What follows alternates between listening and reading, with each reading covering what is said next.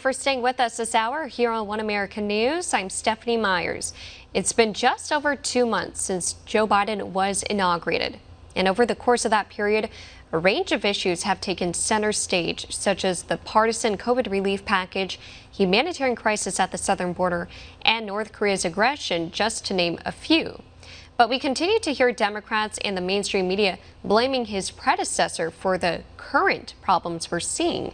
Here to discuss this further is the CEO of AMW PR, Adam Weiss, who is also a political strategist. Thank you for joining us. Hi, Stephanie. Thanks for having me. Biden held his first solo press conference as president on Thursday. What did you make of the media's response to that briefing and just how he did with his first solo briefing? I mean, I don't know where to start, but if we were to teach a lesson or a course in journalism, which I do occasionally, there's so many things wrong with that press conference. You know, the time he did it during the day. You know, remember President Trump used to do these daily press conferences during COVID at 5 o'clock, 6 o'clock when everybody's getting home, when you have the most viewers in the United States. He did it at 1:15 early, which is kind of bizarre when you know, thinking that you want to speak to the whole country. The amount of questions he only took 10. The softballs that were given. I mean, the reason in sports we call it a softball is it's so easy to hit, right? Hard balls aren't easy to hit. These were the biggest softballs imaginable. I mean, and not only were they softballs, they would never even as follow-ups. I mean, Trump's press conferences were like, you know, would go viral. Every one he did, they were just battering. It was like watching a UFC or a WWE wrestling match, the combativeness that the press had towards him. And he still would come daily. He'd fight the fight. This was a joke. I remember the second question I was watching from, I believe Lucinda from PBS, was Mr. Biden, what do you think these evil Republicans are doing? Shouldn't you end the filibuster? I said, if you were sitting in the DNC meeting, that's like a strategist. That's an activist. These aren't reporters.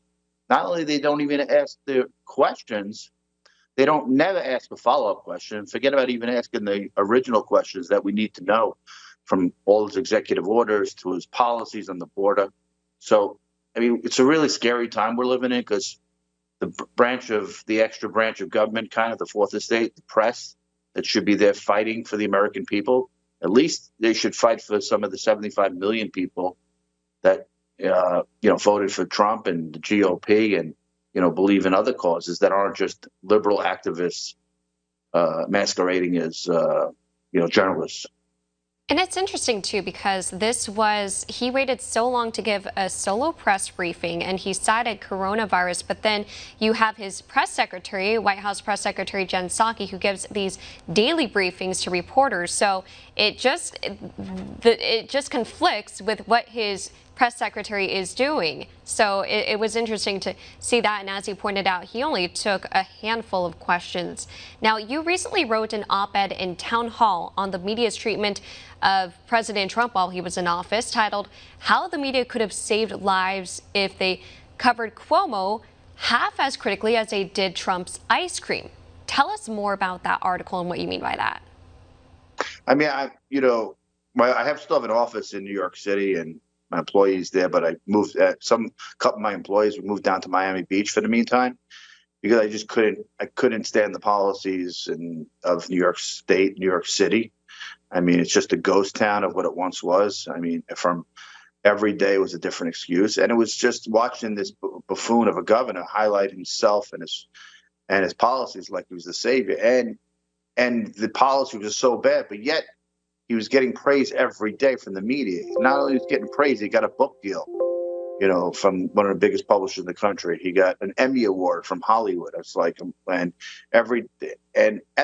wasn't like the evidence wasn't there from the very beginning.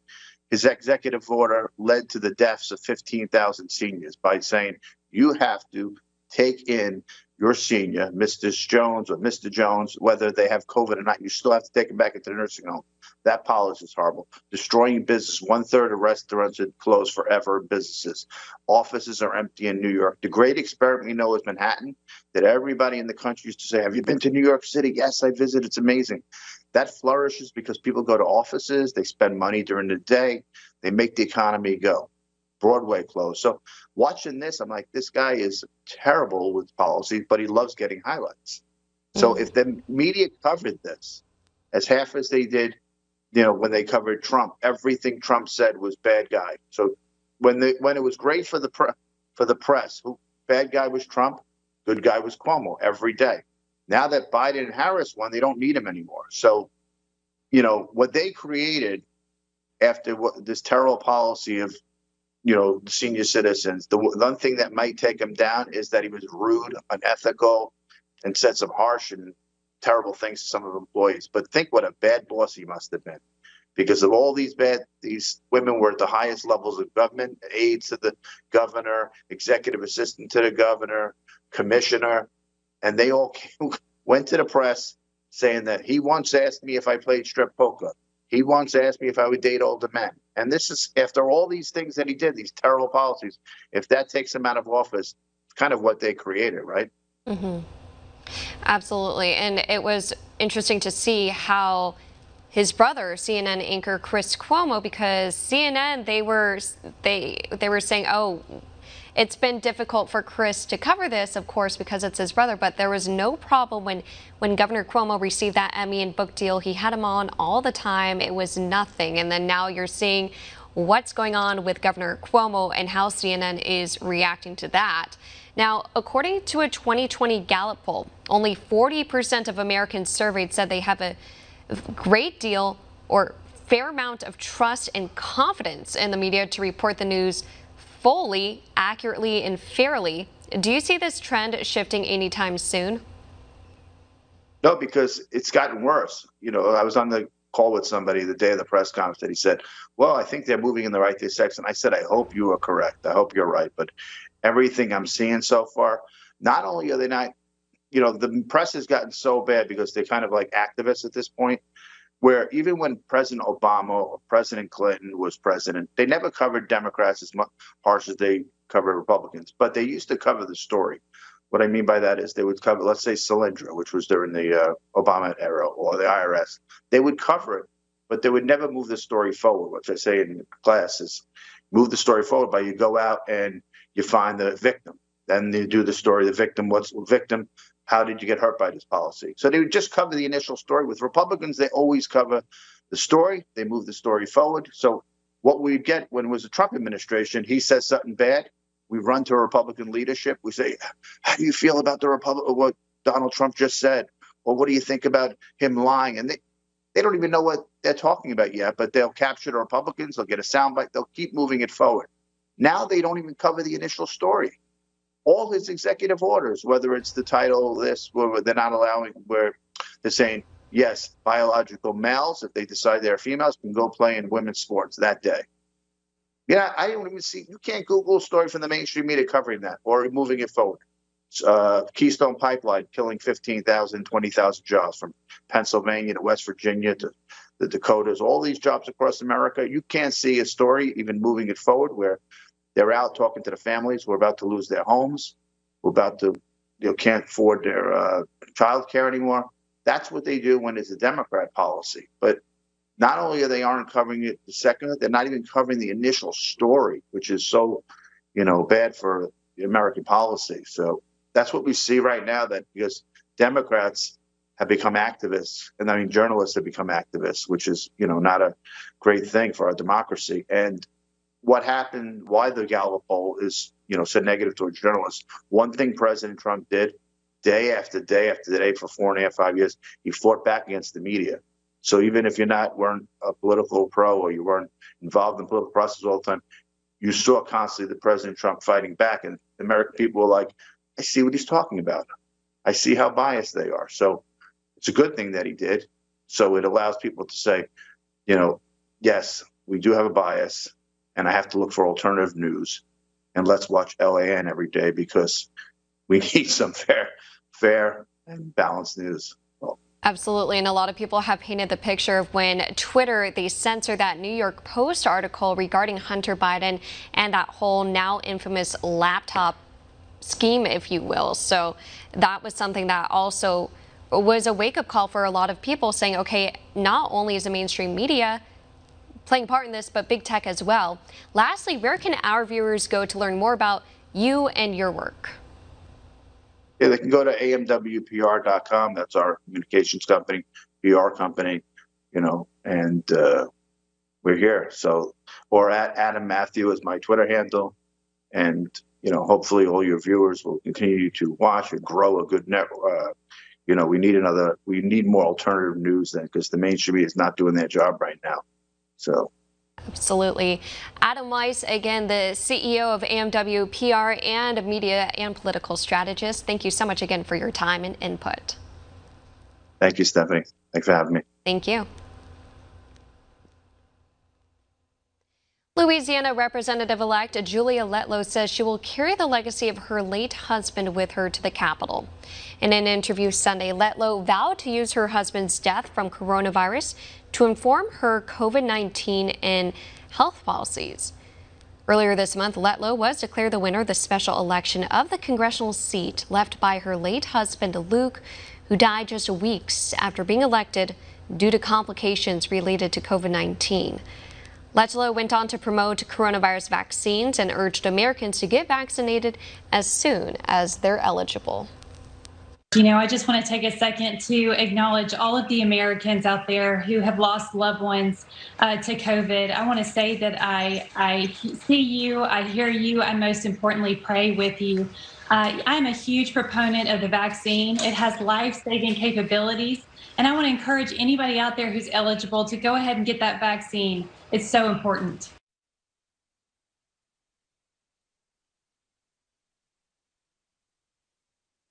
In the meantime, Letlow vows to work in a bipartisan manner to bolster broadband access and the education system in her home district. North Carolina Congresswoman Madison Cawthorn speaks with OAN to discuss the Democrats' latest attempt at gun control and our military. One America's Jack Posobiec has more from Washington. All right, we're very excited to be sitting here with Congressman Madison Cawthorn right in your palatial office here on Capitol Hill. Congressman, thank you so much for sitting down with us today. Well, Jack, I got to tell you, it's a real honor because you're actually the first sit-down interview we've done since we've been here in Washington, D.C. I mean, they always, just because of COVID-19, they've had us going through a Skype screen. So it's an honor to get to be with you in person. I will take that risk, Congressman. You know, you're hard to kill from what I understand. Many have tried. There's this new bill that's coming through and it's being pushed by the Democrats. It's been kind of on I would say like a low simmer right now, but you have been really ringing the bell on it, and this is H.R. 1, the new gun control law. Tell me, what's going on with this bill? Why is it so important to you? So there's H.R. 1, which is really going to be terrible. It's going to federalize a lot of these illegal voting practices we had in the 2020 election. But what worries me the most is H.R. 8 and H.R. 1446, I believe, which have just passed the House. They're going to the Senate. I'm hoping we have some blue dog Democrats left in the Senate who will be able to stop this. But what this is going to do, and it goes under a benign name, because remember, Democrats will always try and pull the wool over people's eyes and make you feel good about something. Now, Jack, I know you probably own firearms. I own firearms. Every single one I've ever had to buy, you had to go through a background check. Yep. Now, this bill says that they just want to have increased background checks to stop shootings like the ones that happened in Charleston. Now, the problem is, deep down within inside of this bill, although it has a benign name of increased background checks, it would allow the FBI, if they ever became politicized and became weaponized, as we've seen our intelligence community starting to lean towards, it would allow them to postpone and hold up people being able to buy firearms indefinitely. This means that all the while we're letting illegal immigrants cross our borders at an alarming rate, we are now also trying to disarm the American people so they can't defend themselves. And not only do we need them to be able to defend their homes, but we also need them to be able to defend our country, our republic, against tyranny. Remember, the Second Amendment was not written for hunting. It was written for being able to preserve and safeguard our freedoms. Going into this now, so when they're giving the FBI essentially a bigger role in this process, they're able now to hold back your background check. How much of a role does this enable FBI analysts and agents in this situation? It enables them completely. It gives them full power. I mean, let's say if they ever wanted to stop Americans from being able to buy firearms, and even they're starting to lean this towards ammunition as well, then they would give them full purview and full jurisdiction to be able to hold up a firearm purchase indefinitely. Now, they'll argue and say, oh, no, we're just trying to make it 10 days, because if we had 10 more days, then we would have been able to stop the Charleston shooting. That is a lie. The FBI has 3 databases they can check. They only decided to check 2 when this maniac who shot up a church in Charleston went. They only checked 2. If they had checked the 3rd one, they would have realized that this person shouldn't own a firearm, that he was a dangerous individual. And so really what we have is we have a failure of people doing their job. And now, as Democrats always do, they never let a good crisis go to waste. And so they're trying to use this to pull on the people's heartstrings to allow them to be able to impede our Second Amendment rights. And I just had an op-ed that dropped on this recently where I am talking about, the Democrats are coming for our guns. They might tell you that they just want increased background checks. They want common sense gun control. No, they want to disarm the American people. Take it to the next step. We've started to now see politicization in the FBI. We saw that throughout the last 4 years. We're now starting to see politicization in the military ranks. This critical race theory type stuff that's coming out, books that are being recommended by my prior service, the Navy, that many congressmen have called out as being un-American, and yet these institutions suddenly seem like they're taking a side in American politics rather than serving everyone. Oh, absolutely. Guys like yourself, guys like my friend Dan Crenshaw, they've been calling this out nonstop. The reason that we are having to call this out is because we're starting to embed politics into the place that should never exist, and that is in our armed services. We actually had one of my Democratic colleagues who said that we should start enacting loyalty tests with the National Guardsmen who are all around our Capitol building right now to make sure that they're not loyal to Trump and they're not loyal to their states, but they're loyal to what's going on here in the government. And then we also have Joe Biden, who just very recently said, put your trust and your faith into the federal government.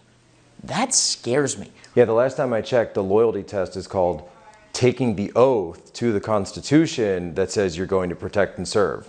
That's the loyalty test. That is the loyalty test. And it's the one that also says that you're going to fight against enemies foreign and domestic. So how do we fight back? There's a lot going on. You've identified a number of areas that you view as problem sets. You've prioritized them. How can Americans fight back? People ask me every day, what can I do? There's so much. It seems so big. How can I help?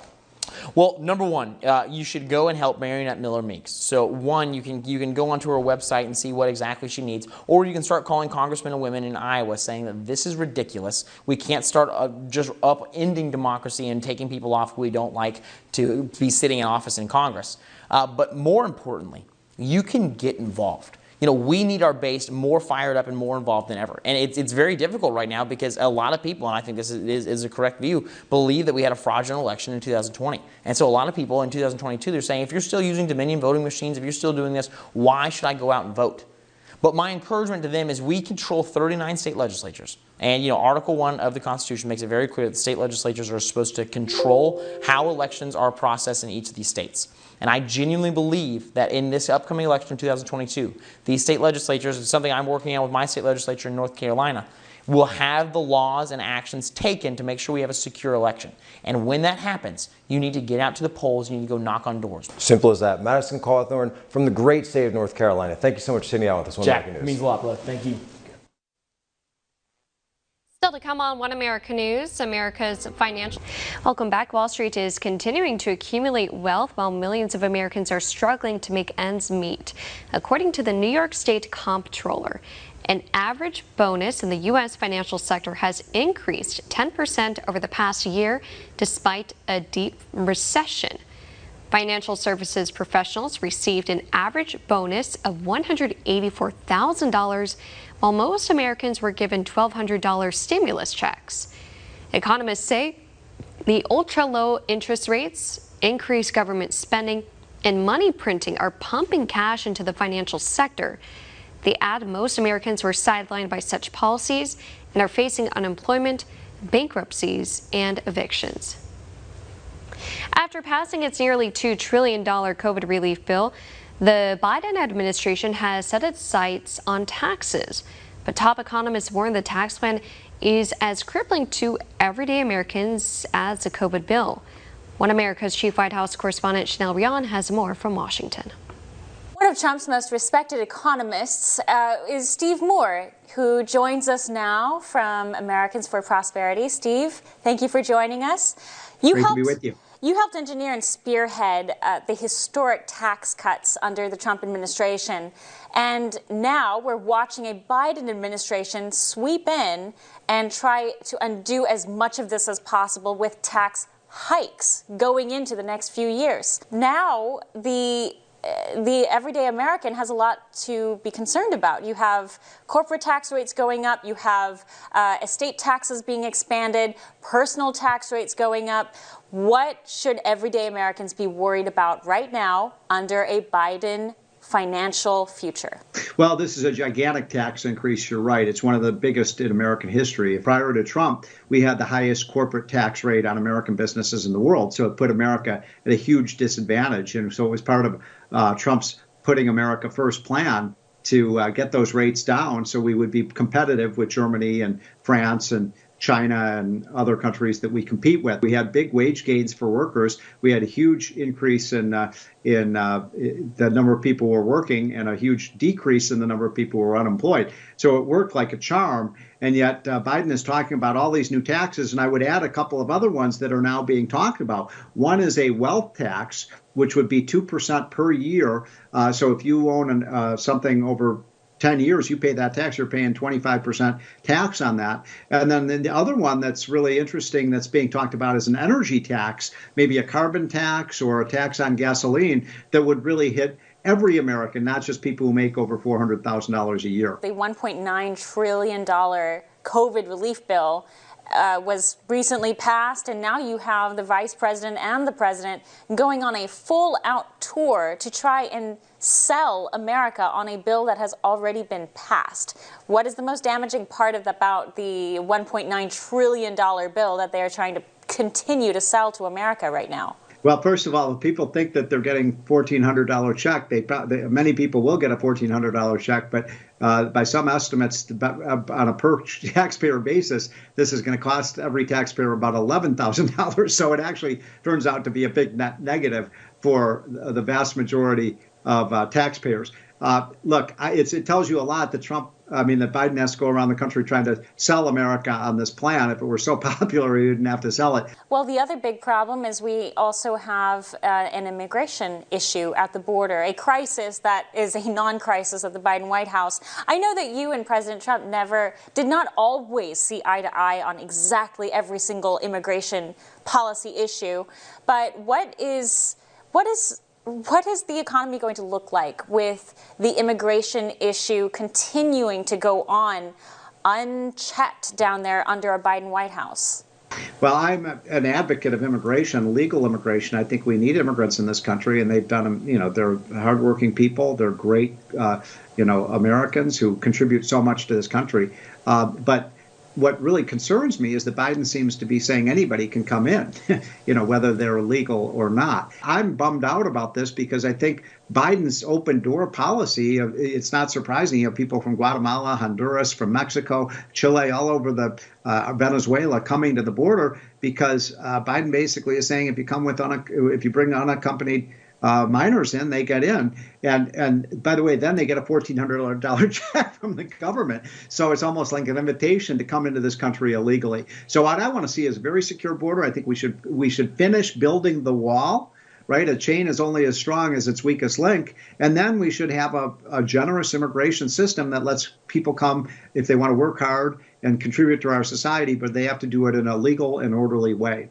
Steve, as a supply side economist, what solutions are there to surviving this next chapter under Biden? We need to get back to the free market. The free enterprise system is the goose that lays the golden eggs. Anyone who thinks that government is the solution to our economic problems, I think it's just show me anywhere, any time in history where massive government spending has helped a country. It didn't help for the communist and socialist countries. And I am very worried about this idea that we can just have more and more and more government borrowing trillions and trillions of dollars a year, spending money on pork barrel projects that do nothing to the competitiveness of the American economy, and then we're going to tax all our businesses and successful entrepreneurs to pay the bills.